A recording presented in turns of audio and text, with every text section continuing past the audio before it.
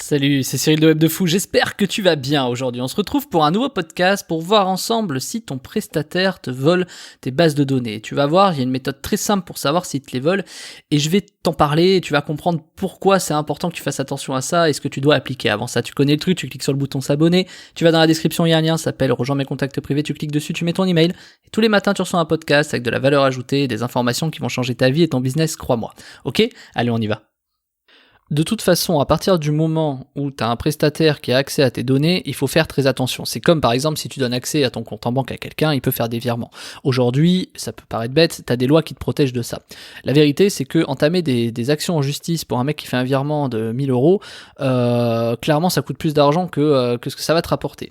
Donc c'est un peu le problème. Quand tu dois faire confiance à ton prestataire, il faut que tu te poses les bonnes questions, tu vois. Et les bonnes questions sur un prestataire, elles sont assez délicates, puisqu'au départ, quand tu recrutes un prestataire, tu ne sais pas si la personne est pertinente ou pas, tu vois. Donc nous on a des phases de test quand on attire un prestataire, tu vois, des phases de test qui sont assez longues, qui durent entre 3 et 6 mois, et on a en gros des 5 points clés qui nous permettent de dire bah tiens, voilà, on le confronte à des actions, il y a des méthodes où on le teste en fait. Et en le testant, on voit la bienveillance, on voit l'honnêteté, on voit la franchise, on voit tout ça. C'est hyper important, d'autant plus dans les métiers du web, puisque tu dois faire très très attention aux gens que tu fréquentes. Alors au départ, ils peuvent te paraître bien, d'ailleurs je vais continuer sur cet exemple-là, tu fais tes tests et tout, pendant 6 mois, le mec, bon, il passe haut la main tous les filtres que tu peux poser pour voir si tu peux lui faire confiance, mais t'es pas à l'abri que d'ici 1 an, 2 ans, le gars, il pète pas un boulon, ou que tu fasses pas toi de la merde, et qu'il soit pas content, et qu'il se dise, vas-y, lui, je vais le faire chier, tu vois. Mais ça arrive, c'est tellement régulier. Si tu savais comment ça arriverait, je sais pas, moi, je dois connaître une personne sur 2 à qui ça arrive facile. Alors, soit d'un côté, quelqu'un qui se fait voler, soit quelqu'un qui vole, tu vois. Donc, c'est quand même très, très délicat, et ces personnes-là, tu sais, c'est un peu l'anarchie, tu vois. C'est que du coup, bah, les mecs, les prestats qui ont accès aux données, je veux dire, à un moment donné, quand tu réfléchis un peu, tu te dis, bah ouais, vas-y, je repackage ça, ou je le fais autrement, etc. Donc ça, je t'invite vraiment pas à le faire, je vais t'expliquer ça d'un point de vue très pédagogique, c'est de te dire que de toute façon, il faut partir du principe que les mecs vont faire ça, pour une raison simple.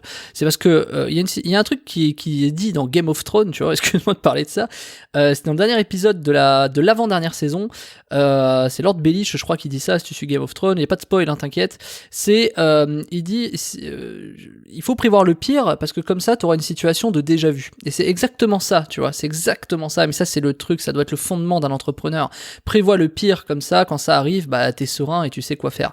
Et ça, c'est hyper important, parce que si tu pars du principe que ton prestataire te vole, alors ça fait un peu dogmatique, tu vois, se dire le mec, il se méfie de tout le monde, il y a toujours un problème, etc. Mais c'est important de le faire, en tout cas dans ta tête, c'est de te dire, ok, si je lui donne accès à des bases de données, je pars du principe qu'il me vole. Donc qu'est-ce que je fais pour me protéger, ou qu'est-ce que je fais pour limiter les accès de ce qu'il fait? Et tu vas voir qu'en te créant un peu ce système-là, tu vas te rendre compte que tu vas mettre en place des actions qui vont te permettre de te protéger naturellement. Et alors je dis pas que tu auras les meilleures actions, tu vois, mais en tout cas tu vas avoir la réponse, parce que quand t'es entrepreneur en général, et notamment quand tu réussis en tant qu'entrepreneur, t'as un peu ce défaut qui arrive, qui est de dire je veux savoir, tu vois. Et des fois tu te concentres sur des trucs pour savoir qui servent parfois à rien, mais parfois qui servent beaucoup, tu vois.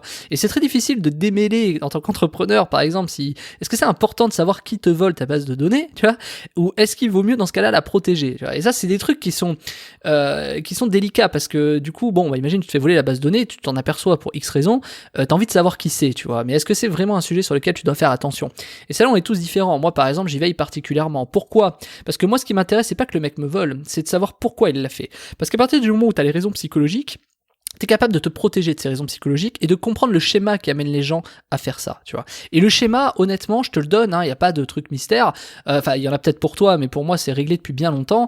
Il y a 2-3 gros points psychologiques. Il y a la personne qui est blessée, qui est meurtrie, ou qui se sent entubée, ou enflée, ou volée, tu vois, la personne, le prestataire, parce que tu le payes peut-être mal, parce qu'il estime qu'il fait plus de travail et que toi t'as dit non, parce que t'estimes, tu vois, ce genre de schéma psychologique, ou alors tu l'as entubé, il est pas content, etc. Bref, il va te le faire payer. Donc ça, c'est le schéma classique numéro 1. Le deuxième, c'est le fourbe, c'est de dire que le deuxième, lui, tu sais pas si tu l'as blessé. Lui, tu sais pas s'il est vénère ou pas, parce qu'il a dit oui, tu vois, il est content, mais il va te le faire dans le dos, tu vois, celui-là, le fourbe, il est terrible, hein. Et donc, du coup, le fourbe, bah, t'as l'impression que tout va bien, et le mec, en fait, il t'enfile, tu vois. Alors là, t'as plusieurs techniques. Moi, ma technique principale, c'est de dire, par exemple, c'est de toujours veiller à ça. Et tu vois, finalement, entre ces deux-là, avant de te parler du troisième, entre ces deux-là, finalement, le cas est le même. Le mec te vole la base de données. Donc, tu vois, les raisons psychologiques sont importantes parce qu'elles permettent d'anticiper, tu vois vite le mec, tu vois, c'est-à-dire que quand t'as un prestat qui est pas content, déjà faut te méfier un peu. Après, est-ce que ça veut dire que le prestat a tous les droits? Bien sûr que non, le prestat il doit pas te voler, tu vois, enfin, c'est pas le sujet. Mais toi, il faut que tu fasses attention qu'il puisse te voler, même s'il le fera pas. Et le troisième, c'est vraiment le plus bâtard, c'est le mec qui il a passé tous les tests de filtre, il a passé tous les machins, et il te dit pas oui à tout lui, parce que lui il va essayer de te montrer qu'en fait il est bien dedans, tu vois, c'est-à-dire que bah tu peux lui faire confiance, etc. Et en fait tu le vois même pas, mais le mec il va en fait tout simplement te voler au fur et à mesure, tu vois. Et ça tu le vois pas, c'est les pires, c'est vraiment les pires, parce que tu leur fais confiance, tes machins, etc. Et tu vois pas le truc arriver parce que tu vois pas pourquoi. Et ça, il y a que le temps, malheureusement, qui répond à ça. C'est-à-dire, à un moment donné, les mecs sont de plus en plus gourmands, il faut que tu fasses confiance à la nature humaine là-dessus. C'est que les mecs, à un moment donné, ils sont de plus en plus gourmands et tu vas le voir. C'est-à-dire que, tu sais, qui vole un œuf, vole un bœuf. C'est exactement ça. Donc, globalement, peu importe le mec, t'as, en gros, le mec qui fait de l'impulsif, c'est-à-dire le prestataire qui va dire, ouais, je suis super content, vas-y, je vais te le faire payer. Lui, il est impulsif, donc voilà. Mais en général, moi, je crois beaucoup au karma, mais je te demande pas d'y croire. Je te dis juste que, en général, ce mec-là, quoi qu'il fasse, ça marchera jamais vraiment. Parce que il a pas tous les métriques, il a pas toute la bonne façon de faire, et du coup il va essayer de la chercher, il va passer beaucoup de temps et finalement il fera autre chose. Donc c'est tu vois, c'est le mec il a pas tout ce que toi t'as réussi à faire pour avoir la base de données et de la monétiser, et lui il va la prendre et il va essayer de faire un truc, ça marchera pas en fait, ou ça marchera très peu. Donc faut pas t'inquiéter de ça. Et puis le mec qui est un peu fourbe, lui il prend le temps, tu vois, parce qu'il est là et que tu le vois pas arriver. Le fourbe, il fait très attention, le temps de construire ses relations. Mais en général, s'il est fourbe, ses relations, elles sont, il a du mal à créer des relations, mais il va en avoir. Et c'est là où toi, en tant qu'entrepreneur, tu dois créer un réseau pour savoir, tu vois. Et le troisième, hein, le pire, je sais pas, j'ai pas de nom pour lui vraiment, mais le troisième, c'est le mec qui, tu peux lui donner toute ta confiance, tu peux lui donner ta mère et tout, et du jour au lendemain, le mec, tu t'es pas attendu à ce qu'il te vole, et tu le vois pas. Mais tu le vois à un moment donné parce que dans les 3 cas de figure, les mecs à un moment donné, ils vont de plus en plus loin. Voilà. À part le premier, parce que c'est impulsif, tu vois, ouais, c'est un coup. Le deuxième, il va le faire petit à petit, mais tout en restant sous le radar. Et le troisième, il le fera de plus en plus, jusqu'à ce que tu le vois. En fait, c'est un peu, c'est la fuite en avant, quoi. C'est à un moment donné, le mec, il va tomber. Et tu vas le voir. Et là, tu vas tomber de haut. Donc, la question, c'est plus de se dire comment, toi, tu peux voir ça avant les autres. Comment, toi, voilà.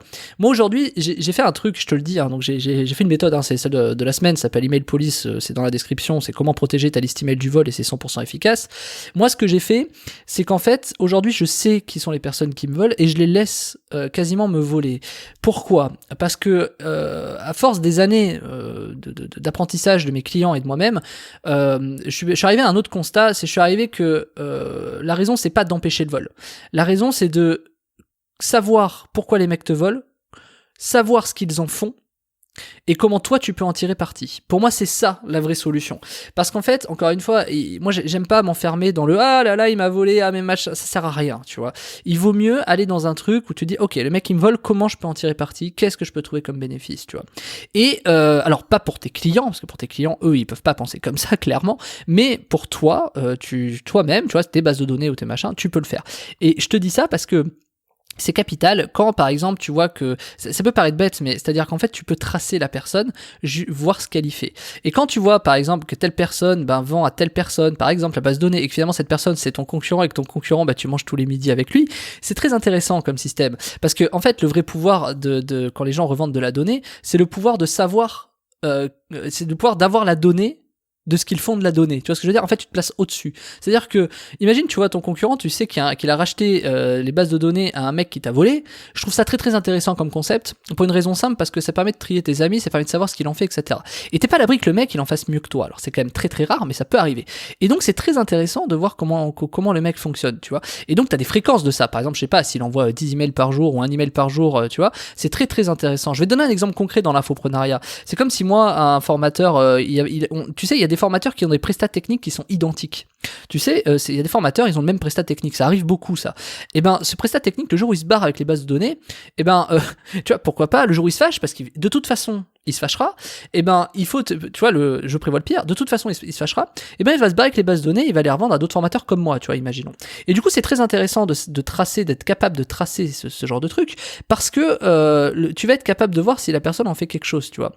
Et c'est très, très, très pertinent, parce que tu peux te rendre compte à la fin que qui sont tes amis, qui sont tes ennemis, et comment les choses se passent. Et ça te donne une avance sur le marché qui est considérable. Plutôt que de t'enfermer en te disant non mais c'est de la merde, non mais voilà on m'a voler, et ben là tu dis non, ok, je vais en tirer un avantage de ouf concurrentiel sur le marché. Et ça, c'est capital. Mais ça, tu le sais qu'à partir du moment où tu fais de l'argent, qu'à partir du moment où tu as des contacts, qu'à partir du moment où, voilà, je veux dire, si tu débutes, c'est pas quelque chose que tu vas forcément comprendre. Tu vas le comprendre quand je vais te le dire, mais tu vas pas forcément le réaliser tant que ça t'arrive pas. C'est normal. Il y a des choses que tu les comprends qu'avant de, voilà, tu vois, comme quand t'es au seuil de la mort et que tu te dis, oh putain, mais j'aurais dû faire ça. Tu vois, c'est un peu le même truc. Il y a des trucs, tu peux le savoir, mais il y a que quand tu y es confronté que tu te rends vraiment compte du sujet. Et donc, moi, j'ai développé une méthode il y a quelques années qui s'appelle donc protéger sa liste email du vol. Hein, c'est dans la description, ça s'appelle Email Police. Et ben cette méthode elle est infaillible pour tracer et t'empêcher que tes prestataires te volent.